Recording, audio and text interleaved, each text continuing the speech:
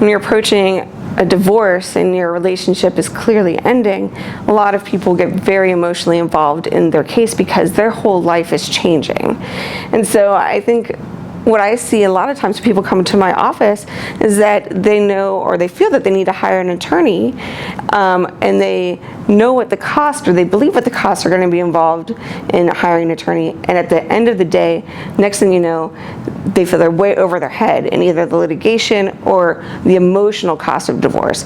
And these things go hand in hand. When you get divorced, your whole life is changing. And if it involves child custody, then that's something that's so close and dear to everybody's heart, your kids, what's more important than your kids, that a lot of people will fight tooth and nail, to sometimes to the detriment of their own children. So how do you handle this, right? So you're in a brave new world.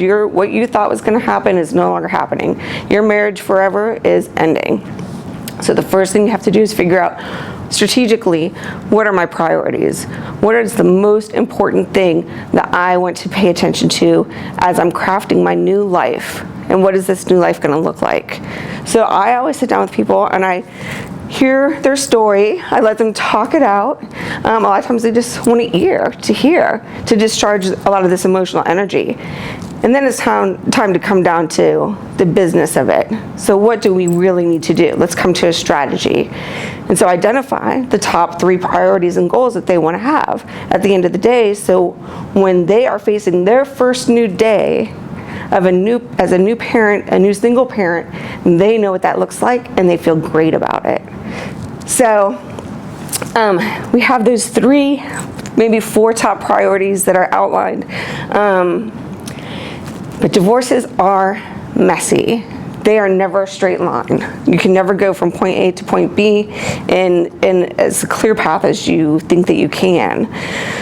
So when something emerges that gets on your nerves, which it will, and that makes you irritated, which it will, then it's time to regroup. Look at what are your top 3 priorities.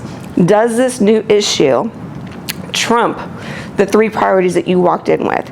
If it does, let's create a new strategy. If it doesn't, let's move on. Because at the end of the day, there's some things that if you try to litigate, the person that's going to win is going to be the attorney, because you're going to pay us an exorbitant amount of money to handle an emotional issue instead of your strategic plan issue of creating your new life.